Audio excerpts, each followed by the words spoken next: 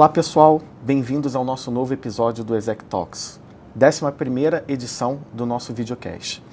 O Exec Talks é a nossa iniciativa voltada a temas de liderança, governança, tendências, boas práticas em geral no nosso cenário executivo. Hoje podemos observar um movimento que vem se tornando cada vez mais comum, entre executivos que transitam por setores diferentes. Mas será que esse é um caminho vantajoso? Quais são as oportunidades e riscos ao fazer um movimento como esse? Nosso convidado de hoje é um exemplo vivo sobre como navegar por diferentes indústrias pode transformar e impulsionar uma carreira de maneira positiva. Eu estou hoje aqui com o Alan Paiotti, executivo com uma trajetória única, com histórico de atuação em setores muito distintos como banco, tecnologia, consultoria, varejo, logística, atualmente na indústria de saúde. Passou por grandes empresas como o Grupo Libra, Guarde Aqui, o Hospital Oswaldo Cruz, dentre outros, sendo atualmente membro do IPO e CEO e co-founder da Connect.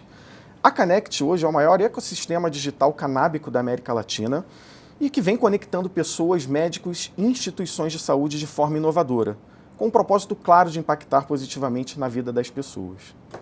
Alan, eu fiz uma breve introdução da sua trajetória, mas conta um pouco mais pra gente dessa história e me diz, assim, quando você começou sua carreira, você imaginava que passaria por tantos setores diferentes? Bom, primeiro, Pedro, obrigado pelo convite. Um prazer estar aqui compartilhando um pouco das minhas experiências. Espero que elas de alguma maneira ajudem na reflexão dos outros.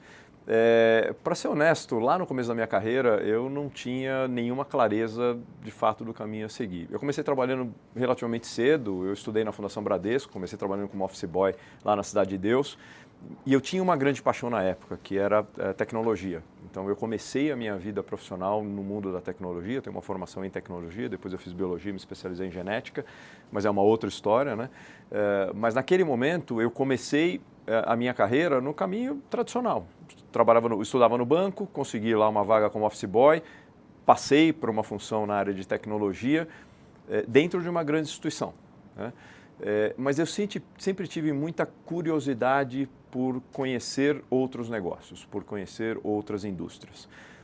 A maneira como isso foi acontecendo tem a beleza e a leveza da vida de trazer oportunidades e isso me conduzindo. Mas a resposta objetiva é, comecei uma carreira tradicional, tinha tudo eventualmente para seguir uma carreira dentro de uma grande instituição, como é o Banco Bradesco, né, na área de tecnologia, mas a vida foi me levando por caminhos diferentes.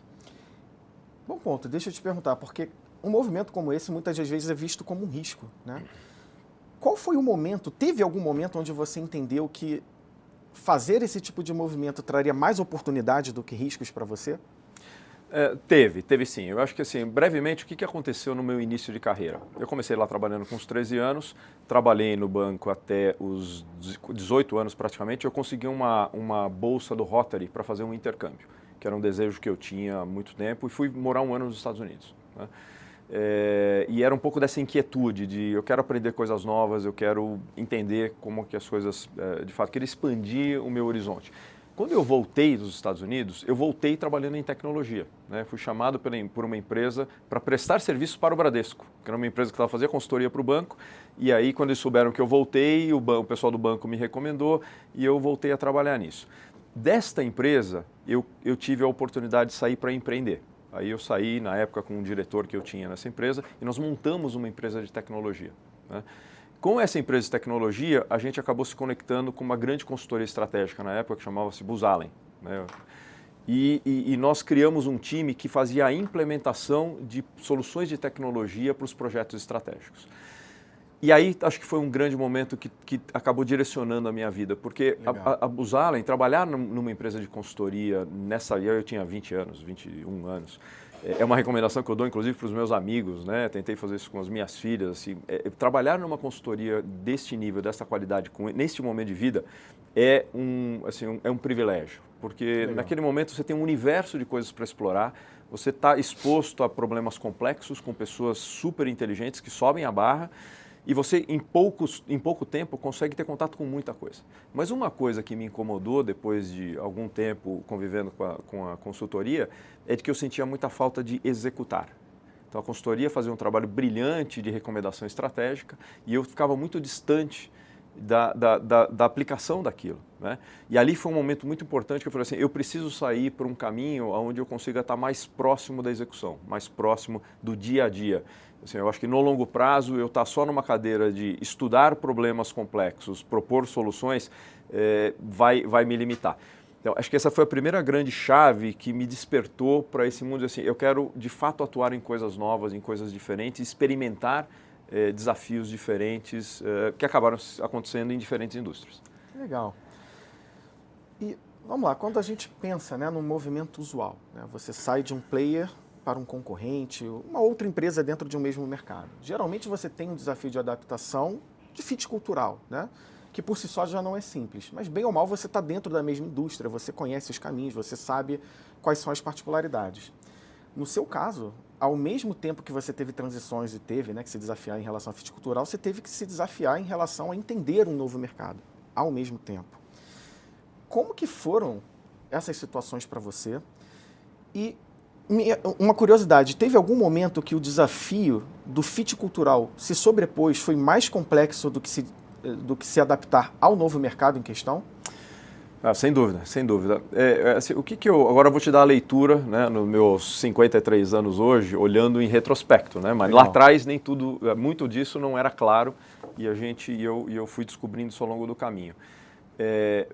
Eu vim de uma formação muito técnica analítica, né, e foi uma das razões porque eu decidi depois fazer a biologia e a genética, porque o paralelo que eu faço para entender rapidamente é quando você está mexendo com matemática ou com tecnologia, né, com sistemas, 1 mais 1 sempre vai dar 2. Você não tem dúvida, não tem como errar. Quando você lida com a biologia e você lida aí com pessoas, você tem uma outra certeza, 1 mais 1 nunca dará 2. Nunca. Pode estar próximo, mas nunca vai dar 2. Legal. Então,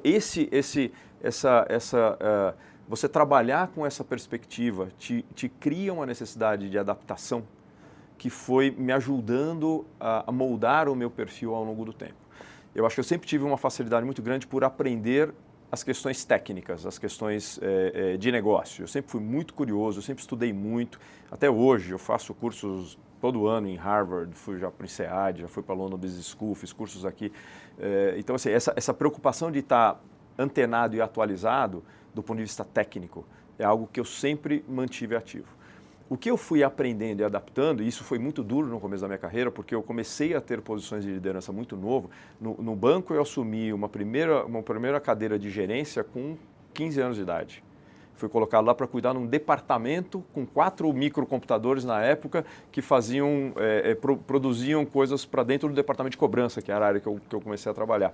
Assim, no alto dos meus 15 anos, tinha uma equipe de 6 pessoas para gerenciar, onde o mais novo, depois de mim, tinha 20 anos de idade. Então, imagina a quantidade de bobagem que eu fiz sem uma liderança que me acompanhou, que me orientou, e eu no alto daquela magnitude toda, né, achando que eu era o dono da verdade. Tecnicamente, eu dominava muito e ali tinha mais conhecimento de todos, porque eu já mexia com aquilo há muito tempo. Mas, do ponto de vista humano, você precisa ir se adaptando. Então, todos os desafios que eu fui tendo dali para frente, eu fui procurando sempre focar em como é que eu podia melhorar ou aprender a lapidar as minhas competências, os meus soft skills, as minhas competências humanas, as minhas competências de relacionamento. E também entendendo, e acho que é uma outra questão importante para as pessoas refletirem, conforme você vai tendo experiências, você vai adquirindo um senso crítico onde você precisa começar a decidir o que você aceita flexibilizar, aquilo que são os teus valores pessoais que você quer defender, né, que são inegociáveis. Então, no meu caso, assim, eu sou muito pragmático, eu sou muito objetivo, eu não gosto da politicagem tradicional, né, porque eu acho que isso não cria valor para ninguém, principalmente para o indivíduo. Então, essas são as coisas que foram me moldando. E com o passar do tempo, essas foram elementos importantes nas decisões que eu fui tomando em decisão de carreira. Agora, você falou um pouco de fit cultural. Esse meu pragmatismo, quando eu entrei no mundo da saúde, né, e fui lá para o Hospital Alemão Oswaldo Cruz, que é um hospital de excelência, incrível, com uma história de mais de 130 anos, eu fui para lá com a missão de criar um choque cultural.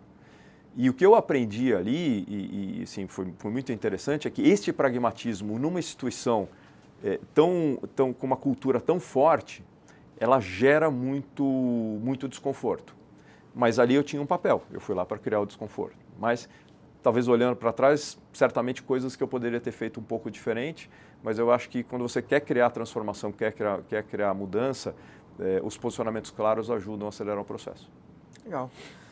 Falando sobre aprendizados, né? Acho que quando você transita por diferentes setores, acho que o principal ganho é esse, né? Você vai sendo desafiado por temas diferentes que te desenvolvem competências novas, ou desenvolvem melhor determinadas competências, que vão te deixando mais completo, né?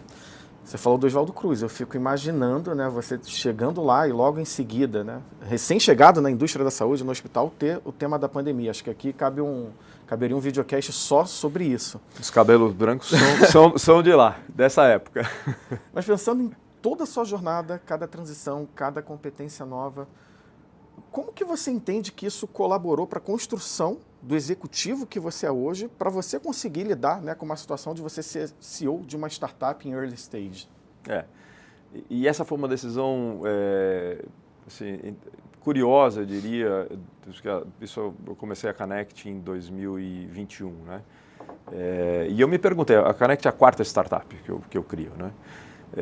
Já criei uma no mundo de aviação, anos atrás, então fiz um negócio de material de escritório, então tenho algumas experiências aí. Por que no alto dos meus 50 anos eu me meteria de novo a fazer isso, né? E aí vem muito dessa lição da minha vida profissional e pessoal, de entender aonde eu acredito que eu consigo criar mais valor, aonde eu de fato me sinto mais pleno, aonde eu sinto mais prazer, e ao sentir prazer eu acredito que eu performo melhor, né? Acho que na minha história eu acabei me especializando mais em desenvolver as pessoas, em desenvolver equipes. Então, quando você separa a questão técnica do desafio de uma nova empresa ou de uma nova indústria ou de um novo modelo de negócio, e aí você sai do mercado imobiliário para o mercado de saúde, para o mercado de aviação, varejo, né? Para citar alguns que eu passei. E você olha para o outro lado, do ponto de vista das pessoas, em como é que você desenvolve pessoas e desenvolve equipes que vão estar alinhadas, entendendo daquilo que você está se propondo a fazer do ponto de vista técnico, mas como equipe tem competências complementares para poder, de fato, performar acima da média. Eu acho que ali é que eu tenho procurado me especializar cada vez mais, tenho procurado me dedicar mais, porque eu tenho muito prazer em estar com as pessoas. Assim, eu não sou um líder simples, eu não sou um líder fácil. As equipes levam, as pessoas que lidam comigo levam um tempo para entender que o processo todo é focado no desenvolvimento delas. E isso às vezes dói. É você sair da adolescência e ir, né, para uma fase adulta. Esse processo de amadurecimento e crescimento muitas vezes é duro, né? E a gente está vendo todos esses conflitos e desafios das gerações e lidar com ansiedade, com responsabilidade, com compromisso, com entrega. Assim, eu acho que a minha missão é como é que eu ajudo esses indivíduos serem melhores pessoas, amadurecerem e com isso serem melhores profissionais. E essas passagens todas das indústrias foram me ajudando a entender isso, né? E o prazer de voltar para uma startup foi justamente dizer assim, eu vou pegar de novo algo do zero, com um conceito que na minha cabeça tinha uma boa clareza, mas eu precisava testar se funcionava, mas que essencialmente precisava de um grupo de pessoas incríveis, que começou com uma equipe muito jovem e que eu estava me dispondo a desenvolver essas pessoas para criar um setor novo. Eu acho que é isso que me dá prazer, né? Assim, é com esse aprendizado que eu olho, por exemplo, o desenvolvimento das minhas filhas, que também não é simples. E também não é uma relação. Eu não sou mais simples em casa do que eu sou com as pessoas que no dia a dia, porque eu sou eu. E eu não sou um artista. Eu sou muito genuíno, transparente, aberto, compartilho os meus valores e desafio as pessoas. E aprendo com isso todo dia. Fantástico, assim. Como headhunter, né, acho que uma das principais paixões é o tema de competências, né, mas a gente estava falando aqui de conhecimento técnico. Eu fico imaginando que você, muito provavelmente, nas suas transições, você se valeu de se cercar de uma equipe técnica para te ajudar, né, nessa adaptação, somando, né, as suas competências e tudo mais. Você pode trazer exemplos, né, de como você se valeu, né, do conhecimento técnico das suas equipes e, de certa forma, queria entender também, né? É muito comum quando você chega numa empresa que você não tem o conhecimento técnico sobre determinado produto, solução ou do próprio setor. muitas das vezes existe uma resistência da equipe, né? Pô, quem é esse outsider aqui querendo me dizer o que fazer? Você passou por esse tipo de situação também? Então, primeiro, o interessante é o seguinte, quanto mais você vive, pelo menos na minha experiência, você vive modelos de negócio diferentes, indústrias diferentes, você vai criando um repertório do ponto de vista de gestão que te permite rapidamente fazer correlações que vêm de outras indústrias e que muitas vezes não são claras naquele sector, né? Então, assim, coisas que eu aprendi dentro do setor do varejo, por exemplo, me ajudaram muito quando eu tinha que pensar em mecânicas e estratégias de negociação com parcerias que eu estava fazendo no setor de saúde, né? O varejo é muito mais de trade, é muito mais relação muito mais atritada, mas assim, as relações dentro da saúde, com planos nos hospitais, com planos de saúde, com outros parceiros, ou mesmo na Connect, nós temos um grupo enorme de parceiros, ela tem uma relação também que fica vestida dentro do mundo da saúde, mas que tem uma relação ali que é tensa, que você tem que alinhar interesses, que você tem que construir um alinhamento de longo prazo. Então, as indústrias, você pode transferir experiências de uma indústria para outra. E às vezes essa transferência não é óbvia. Sempre que eu entrei numa indústria nova, eu procurei entender quais eram as especialidades que eu não tinha competências técnicas. Legal. E talvez nem devesse ter, né? Então, por exemplo, vou pegar a aviação. Quando montamos lá atrás, em 99, 2000, uma empresa de compartilhamento de helicópteros, chamava Heli Solutions, né? Assim, eu não sou piloto. Eu não entendia naquele momento do detalhe da aviação, dos riscos que você precisa tratar quando você está tratando uma operação de aviação, os treinamentos que você precisa dar, manutenção de aeronave. Então, eu montei um time de especialistas. Quer dizer, eu tinha pilotos muito competentes que davam a direção técnica do ponto de vista do piloto. Eu tinha uma equipe de manutenção muito competente, que dava o direcionamento técnico enquanto manutenção. E às vezes você tinha conflitos entre eles. E aí eu acho que eu podia aportar, com a minha experiência, uma maneira de equilibrar as posições de todo mundo na perspectiva do que a gente estava construindo, né? Mas eu tinha que mergulhar no assunto. Então, assim, eu sentei lá a primeira vez e eu fui voar com o piloto. Vamos voar um pouco, deixa Legal. Eu entender, deixa eu botar o rádio, deixa eu ouvir como é que você fala com a torre, quais são as preocupações que você tem, deixa eu entender o cheque que você faz antes de você decolar. Pula 20 e tantos anos para frente, dentro do hospital. Quando eu entrei no hospital, eu não conhecia do bastidor de um hospital, eu já tinha investido em operações de saúde, mas eu não conhecia a operação do hospital. Então, o que eu fiz? Nos primeiros 3 ou 4 meses, eu fui atuar em áreas na linha de frente do hospital.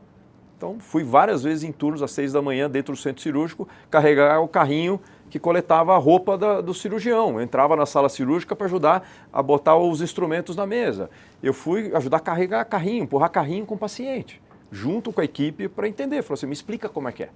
Deixa eu ouvir onde é que estão as tuas dores, deixa eu entender onde é que está o problema. Um dos grandes gargalos que a gente tinha no hospital era levar paciente de um ponto do hospital, porque lá é um hospital, os hospitais no Brasil, esses antigos, né? E aí você pega todos eles aqui em São Paulo, eles foram criados meio com um puxadinho, eles começaram com uma unidade pequena e eles foram meio que crescendo. Então, por baixo dos hospitais você tem corredores. Um desafio que a gente tinha lá no hospital é que, às vezes, quando você precisava pegar o paciente de um bloco e levar até o centro cirúrgico, levava mais de 1 hora, porque tinha que comunicar, chamar, fazer, não sei o quê.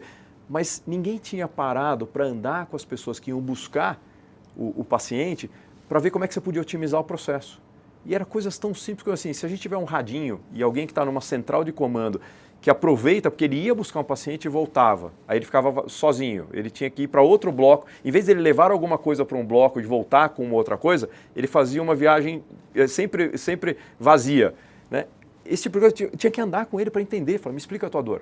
E ouvindo a dor, aí nós montamos uma equipe e nós saímos de 1 hora na média para 20 minutos para esse tipo de coisa. Então, você tem que viver. Para você entender onde é que estão as dores, eu não virei especialista em cirurgia e nem especialista em fazer a manutenção do hospital, mas eu comecei a entender onde é que estavam as dores. E ao conseguir entender onde é que estavam as dores, o meu papel era como é que eu consigo, de fato, posicionar do ponto de vista de prioridade e dentro da estratégia da organização os recursos e os objetivos que a gente quer para ir eliminando esses desafios. Acho que essa visão do todo é algo que eu fui aprendendo ao longo do tempo e eu nunca tive problema em acordar cedo e falar, me dá aqui, bota a roupa aqui e vamos para a linha de frente lá e aprender como é que é. Isso é legal porque cria uma mobilização com a equipe, né? É um outro efeito, um efeito secundário disso. Ouvindo você falar e pensando que logo no início da carreira, né, você mencionou a importância de ter trabalhado em consultoria. Você trouxe aqui conceitos, né, de você mergulhar no micro ali do processo, vai PDCA, né, você estabelecer um diagnóstico, um plano de ação. Isso. Que bacana. E, bom, voltando para competências, né, você saberia dizer quais seriam, talvez, as competências mais importantes, né, para um executivo ele conseguir fazer essa transição bem feita, essa adaptação, quando ele está fazendo esse movimento de um setor para o outro? Olha, eu acho que, sem dúvida, a capacidade de flexibilidade. Assim, você precisa, de fato, controlar a ansiedade que o processo da mudança traz e entender que o tempo é uma componente importante nesse processo. Se você vai mudar de indústria, você, primeiro, precisa estar preparado para se dedicar, para acelerar a tua curva de conhecimento, se entregar de corpo e alma para isso. Né? Ter a humildade de entender que você não conhece tudo, ou de aceitar que você não conhece tudo e ter a liberdade de falar assim, olha, essa eu não conheço, você pode me ajudar? Isso não diminui o indivíduo. E eu vejo isso muito no mundo, nas minhas experiências em grandes empresas, no mundo corporativo, muitas vezes as pessoas se fecham com medo de declarar que elas não sabem algo, porque elas ficam com uma sensação de que aquilo vai transmitir uma mensagem de impotência, de falta de capacidade. Vulnerabilidade. Né? E é justamente o contrário. Quanto mais rápido você declara que você não conhece algo e você busca apoio com pessoas que conhecem, mais rápido você avança. Né? Então, eu acho que ter essa humildade para reconhecer o que você não conhece e buscar o apoio necessário, ter flexibilidade para se adaptar, ter muita resiliência, né? E muito compromisso. Muito compromisso. E saber escutar. Eu acho que também a escuta ativa. Eu acho que você tem que saber até que ponto você está disposto a abrir mão de algumas coisas. Então, você ter clareza daquilo, qual é o teu propósito, o que você, de fato, está fazendo e quais são os valores que você vai defender. Então, assim, muitas vezes eu vi nesse processo de transição questionamentos sobre, mas isso você está indo muito rápido, você está desafiando demais as pessoas. E eu, no começo, isso me incomodava um pouco, porque eu falava, puxa, mas será que é mesmo? Mas, com o tempo, eu fui também entendendo que eu tenho um modo que eu acredito, e esse modo passa por desafiar as pessoas. E, ao desafiar as pessoas, eu aprendi que isso gera um incômodo no curto prazo, mas cria alianças e ligações muito fortes no longo prazo. Então, hoje, eu tenho pessoas que me acompanham em toda a transição. Se tem uma oportunidade para estar comigo, elas querem vir. Legal. Querem vir, não é assim, se eu ligar, eu preciso da sua ajuda, você vem, fala, vou com você. Né? E isso mostra que a relação, por mais que tenha sido intensa no começo, elas também perceberam o quanto elas cresceram. Claramente você é uma pessoa anti-zona de conforto para si e que Definitivamente. busca trazer isso para as pessoas também. Né? Definitivamente. Inspirar as pessoas nesse caminho. Muito legal, mas assim, pensando que nem tudo são flores nesse tipo de transição, né? Muitas das vezes a gente ouve aquele termo do pedágio, que você às vezes tem que pagar quando você faz uma transição como essa. Às vezes o pedágio a gente está falando de um downgrade salarial, um downgrade de cargo, que muitas das vezes é aquela coisa um passo para trás para dar dois para frente depois. Em alguma dessas transições que você fez, você entende que passou por isso? Algum tipo de pedágio?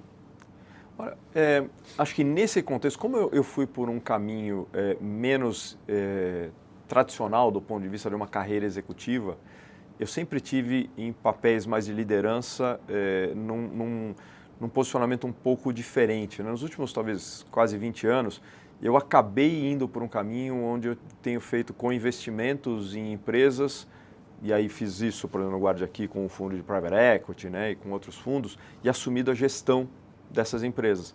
Então, nesses movimentos, eu nunca tive essa questão. Talvez a relação risco-retorno tenha mudado. Então, aonde eu vinha no começo da minha carreira em papéis aí num papel mais executivo, mais modelo tradicional de remuneração de curto prazo, bônus de curto prazo, eu fui buscando um modelo onde eu estava muito mais alinhado com o sócio ou o investidor e disposto a tomar um risco de capital de equity, né, de sócio junto com esses parceiros. Então, a mecânica, né, a fórmula de risco e retorno foi diferente, mas eu acho que quando eu olho o agregado da construção de valor, sempre foi incremental.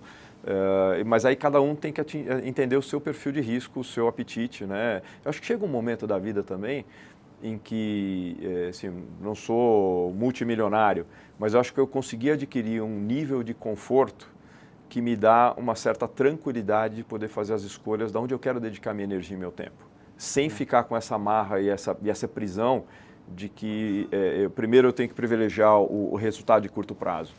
E por que eu acho que isso é importante? Porque lá atrás eu tomei uma consciência de que assim, o ciclo da vida é muito curto. A gente, nossa estada nesse mundo, ele tem uma data para acabar. E o dia que acaba, a gente não leva nada. Não dá para carregar o saquinho. Se eu tiver muito dinheiro no banco, eu não consigo carregar nada. E para as minhas filhas, eu sempre disse para elas que eu ia dar a base de lançamento, ia prover algo que elas nunca passassem nenhuma necessidade, mas eu não tenho nenhum compromisso com elas de deixá-las na flauta na vida. Elas têm que começar a construir o caminho delas. É parte do desafio de conquista da vida delas. Então eu tenho uma filha hoje que está se formando, mora nos Estados Unidos, está terminando faculdade de psicologia, está nesse debate. Eu tenho uma conversa com ela hoje, depois daqui, para discutir o que fazer depois de maio, quando ela se forma. Se ela vai trabalhar, quer trabalhar lá, se ela volta para cá. Ela tem que começar a andar. Então, isso tira um peso das nossas costas de que precisamos fazer tudo para acumular. Porque chega um ponto que não faz tanta diferença. E cada um tem a sua régua, tá? De valor, não estou questionando aqui a ambição de resultado financeiro de cada um. Mas tem um ponto em que já não faz mais a diferença. Então, a partir desse ponto, por que não buscar aquilo que te faz mais feliz, aquilo onde você vai estar pleno e onde você pode dar uma contribuição? A minha hoje é desenvolver as pessoas, e se eu criar valor e criar riqueza, eu vou compartilhar parte dessa riqueza com essas pessoas, vou me apropriar de parte disso, né? Mas estou criando algo que genuinamente para mim faz a diferença. Acho que essa é um pouco da filosofia de vida. Fantástico. Talvez eu tenha levado a minha pergunta muito para o lado da questão do cargo, do salário, mas conversando com executivos em geral, muitas das vezes o receio está naquela situação de, por um lado, às vezes elas estão ali desde sempre no mesmo setor, 10, 15, 20, 30 anos, e aí começa a ficar naquela, nossa, acho que eu estou ficando rotulado aqui, acho que não conseguem me enxergar fora daqui. Mas, ao mesmo tempo, elas mesmas têm certos receios, além da questão do downgrade, do salário, do cargo, aquela questão de sair da zona de conforto, de pensar, bom, eu construí minha carreira aqui, logo eu tenho o meu valor aqui, logo quem vai ver valor em mim são meus concorrentes, as pessoas que entendem que eu vou chegar jogando, que eu vou chegar já contribuindo. Você tem algum tipo de conselho para dar para essas pessoas em prol de encorajá-las a tomar, né, o passo, né, tomar o risco? Eu acho que hoje, cada vez mais, e eu converso com amigos meus, CEOs de empresas, acho que o grande desafio que as empresas hoje têm,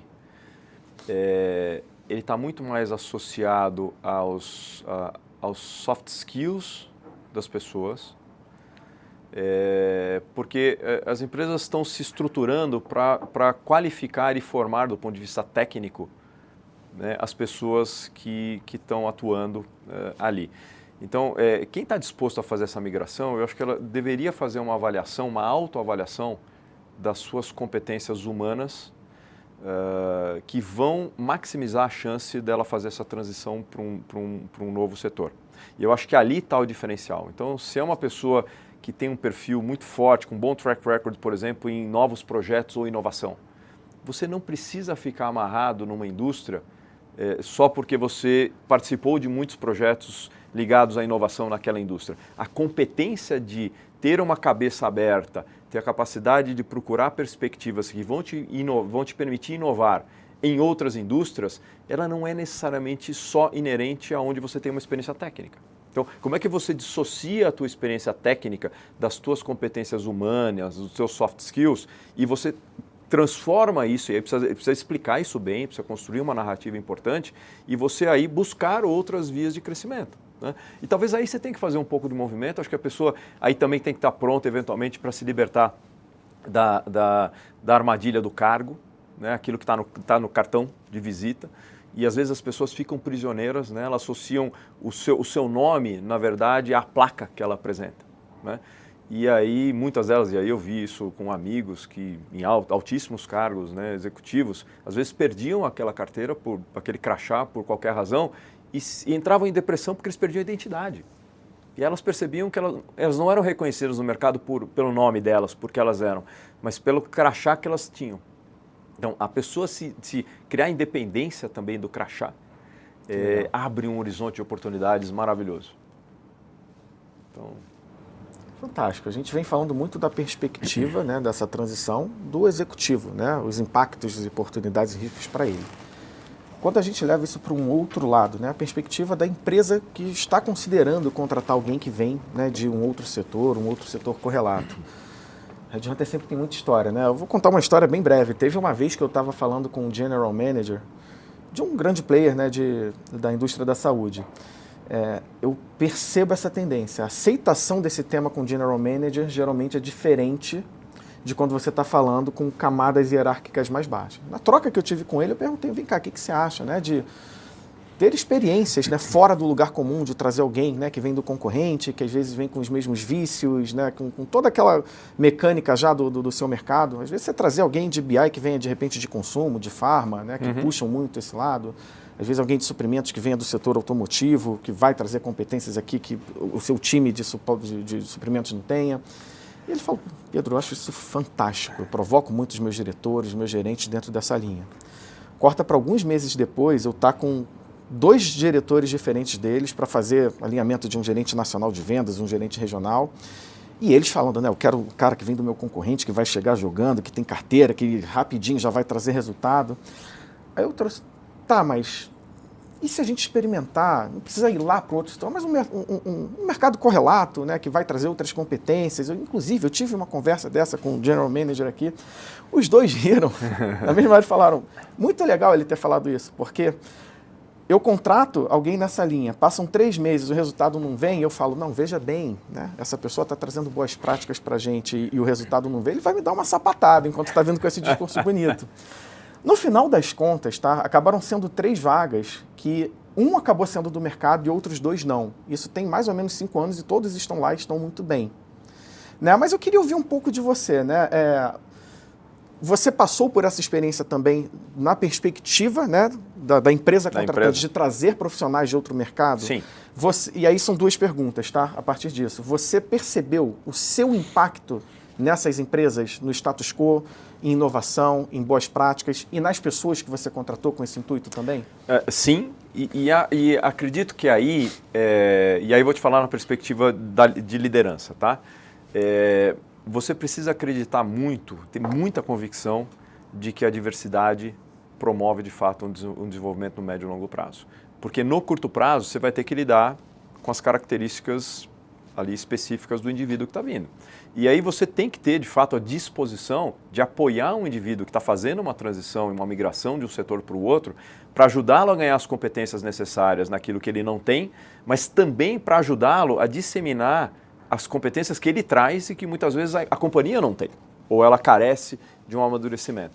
Então, é um trabalho que eu acho que a liderança tem que assumir, de fato, o compromisso e entender os desafios que isso traz. Né? E tem que equilibrar mesmo, tem que trazer para a perspectiva o resultado que você está buscando, como é que você, ao trazer uma pessoa de um outro setor, qual é o tempo que você espera que ela tenha uma adaptação, ter uma conversa muito transparente com as pessoas que você está atraindo também, tem que ser muito honesto, né, com o desafio que você tem e tem que assim, alinhar as expectativas. Mas isso começa de cima, porque se você tem uma mensagem bonita de que eu acho que é bacana, vai trazer muita competência, mas no dia seguinte você está medindo por métricas que estão desalinhadas com esse posicionamento, você manda mensagens erradas para a estrutura e a estrutura reage a isso. Né? E aí não adianta, você vai trazer pessoas de fora e elas vão ter dificuldade para se adaptar, porque a estrutura percebe que aquilo não vai ser muito aceito no médio e longo prazo e ela reage contra. Né? Agora, eu acredito muito na diversidade, e diversidade em todos os sentidos. Né? Diversidade cultural, diversidade de gênero. Assim, hoje a liderança na Connect, outro dia eu estava sentado na mesa, né, minha liderança, assim, 70% da minha liderança é feminina. E não é porque eu fui construindo, é porque a gente criou uma caldo cultural e naturalmente as posições foram se trabalhando e hoje tem uma dominância feminina.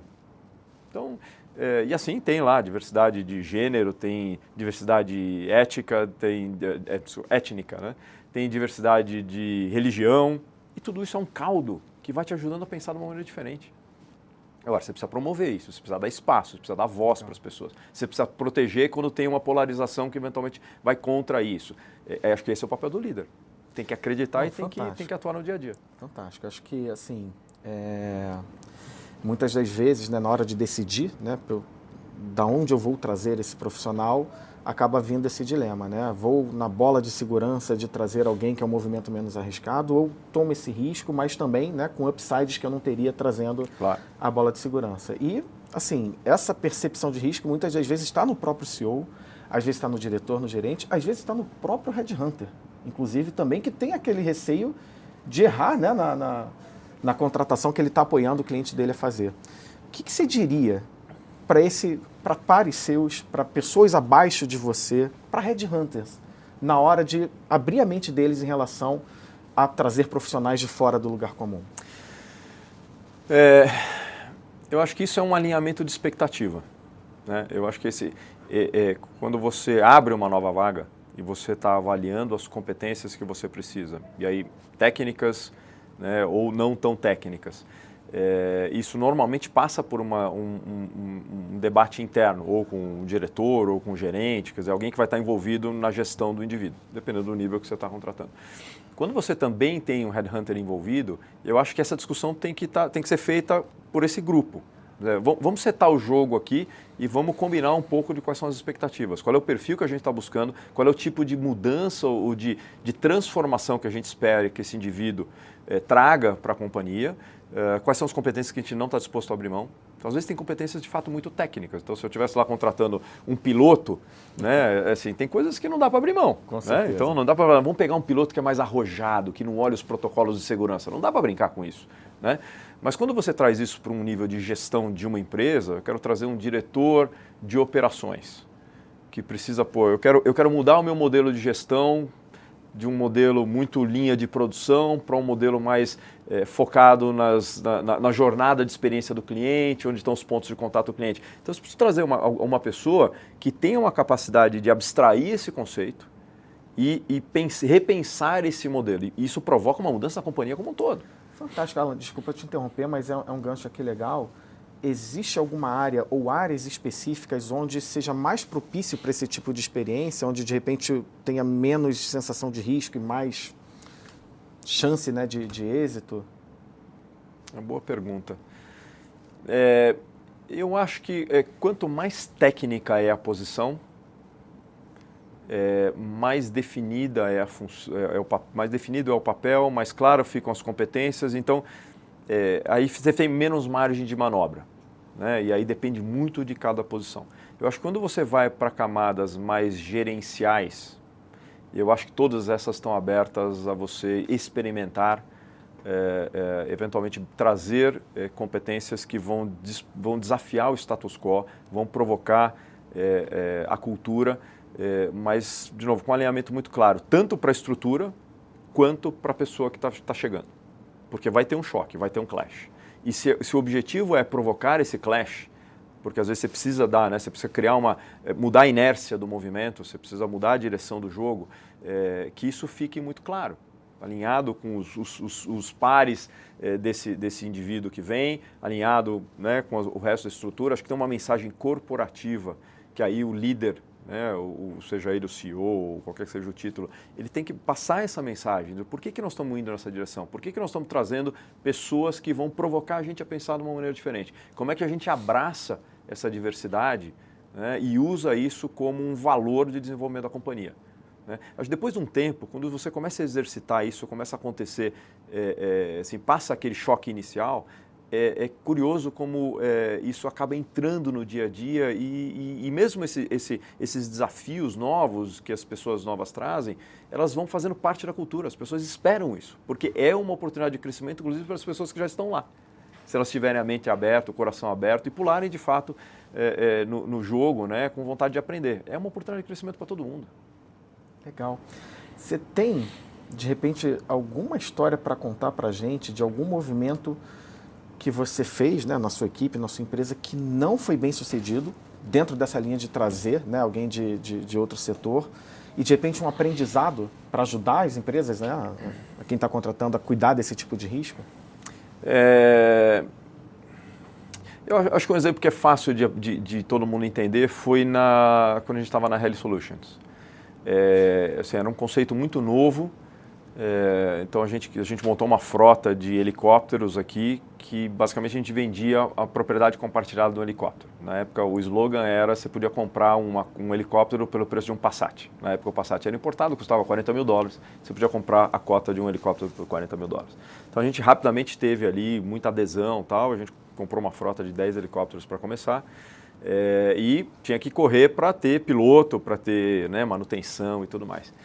E a gente estava desenvolvendo os nossos protocolos de voo, porque o movimento era muito intenso, né? Era muito para uso rápido, então pegava aqui, ia para Guarulhos, para o aeroporto, né? Eu levava um dos donos do helicóptero, aí voltava, pegava alguém aqui na Faria Lima, levava para o Guarujá, assim, era uma operação muito nervosa, né? Do ponto de vista de logística, muito nervosa. E a gente trouxe um piloto excelente, do ponto de vista técnico, muito, muito, muito fera, muito fera. Um cara jovem, bem formado, já tinha voado muitas horas de voo, e a gente deu para ele o desafio de montar os protocolos de voo. E depois de um tempo a gente viu que assim, ele era um cara que gostava tanto, tinha tanta confiança no voo, em voar, e ele acreditava, ele montou a primeira equipe de pilotos que ele confiava muito, excelentes pilotos, mas é o grande risco do piloto. O piloto fica tão bom, ele tem tanta autoconfiança que ele começa a não olhar para os riscos, né? E aí você vê a quantidade de incidentes que a gente vê aí acontecendo. E a gente toda vez trazia o tema dizendo tem que reforçar o protocolo de segurança, tem que, atenção, não vamos abrir mão, não dá para fazer, cortar o caminho para ganhar velocidade na operação. Até um ponto que a gente falou, ó, essa função, e aí não precisamos nem tirar, o que a gente fez foi desmembrar a função, dizer, esta função não vai estar mais com você, aqui precisa ter um olhar muito mais conservador. Não dá para brincar com isso nesse tipo de operação, porque o risco potencial é muito grande. Daí nós não precisamos tirar a pessoa, desmembramos a função, colocamos uma outra pessoa, e aí muito focada em segurança de voo, que completou isso, e aí ele estava, nesta função, ele estava submetido a uma outra liderança que tinha a responsabilidade final sobre isso. Então, nem sempre você perde a pessoa. Às vezes você pode fazer um movimento em termos de atribuições e responsabilidades que complementa o jogo.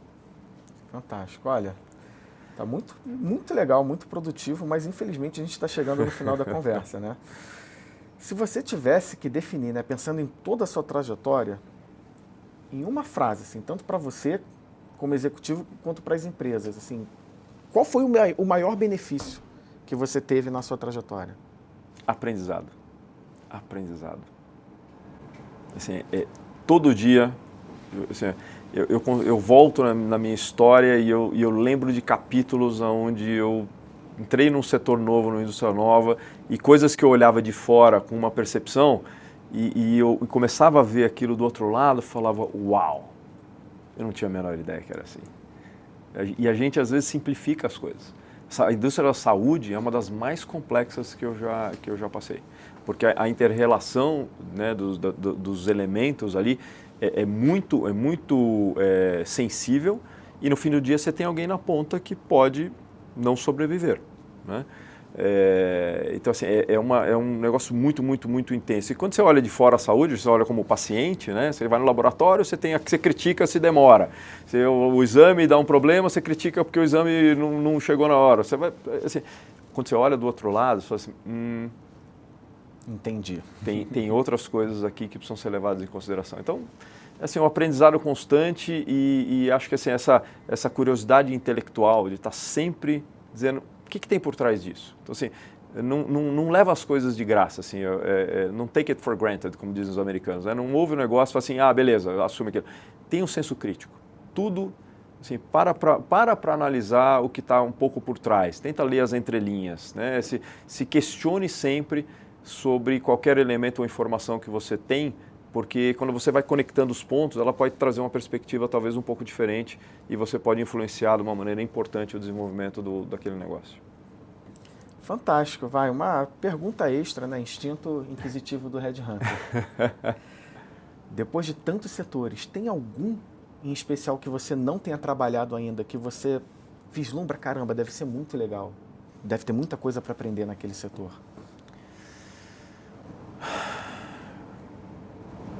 Hoje, eu decidi concentrar minha energia agora na saúde, porque era um setor que eu tinha pouca leitura,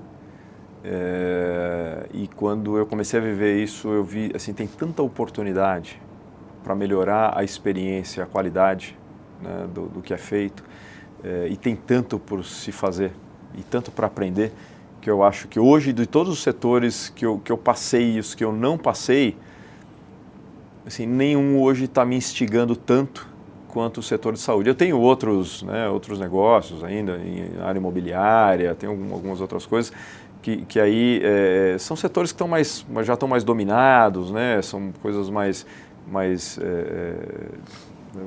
já estão mais redondas.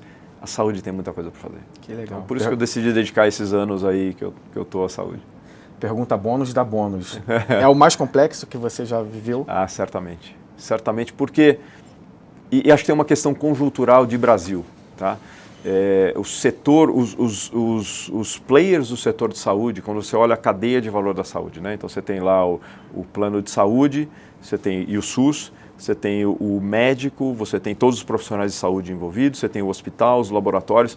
Quando você olha a maneira como os modelos de negócio foram desenvolvidos e a relação entre esses players do setor está acontecendo, você vê um claro desalinhamento. Então, para um player sobreviver, ele tem que levar o outro a ter algum tipo de prejuízo, que muitas vezes potencialmente inviabiliza a sobrevivência daquele player, né? E isso não é sustentável. É por isso que a gente vê hoje a discussão todo ano de o plano de saúde aumentou 2 dígitos e as pessoas não conseguem mais pagar e downgrade de plano. Isso é a consequência de uma evolução histórica de desalinhamento. Então, quando você quer quebrar esses estigmas e quer realinhar esse processo, você tem que mexer em coisas muito doloridas, né? Você tem que ajudar o médico a se reposicionar e repensar o papel dele dentro dessa cadeia de valor, ajudar os hospitais, os laboratórios também a criar modelos novos, né, de atribuição de valor. Os planos de saúde precisam repensar também como é que eles acompanham sinistralidade, como é que eles compartilham o risco com essas instituições de saúde. É todo um repensar que é muito complexo, porque não dá para simplesmente virar a chave, você tem que fazer uma migração de modelo. Perfeito. E isso leva tempo. Então tem muita coisa legal para fazer. E tem muito paciente que aí está sofrendo, né? No nosso caso aí que a gente cuida de paciente crônico, imagina os milhões de pessoas no Brasil que são diabéticos, que têm hipertensão, que têm Alzheimer, que têm outras patologias, dor, que não vão, essa doença não vai embora. E hoje nós não temos modelos que atendem plenamente, acompanham esses pacientes. É aí que a gente está tentando dar uma contribuição para a saúde e criar modelos que ajudem, de fato, essas pessoas a terem melhor saúde e qualidade de vida. Estamos fazendo aqui tentando construir uma história nova, um capítulo novo nesse setor. Parabéns aí por toda a sua trajetória, contribuiu demais aqui, né, com o nosso episódio. Eu acho que um ponto legal para a gente destacar, né, do que a gente aprendeu, pensando nas competências, né, essenciais para uma transição, né, entre setores, vou lembrar aqui do que o Alan trouxe para a gente, né, flexibilidade, humildade, escuta ativa, resiliência e coragem, né? Pessoal, muito obrigado pela audiência. Por favor, sigam a gente nas redes sociais para vocês poderem acompanhar também os nossos próximos episódios no Exec Talks.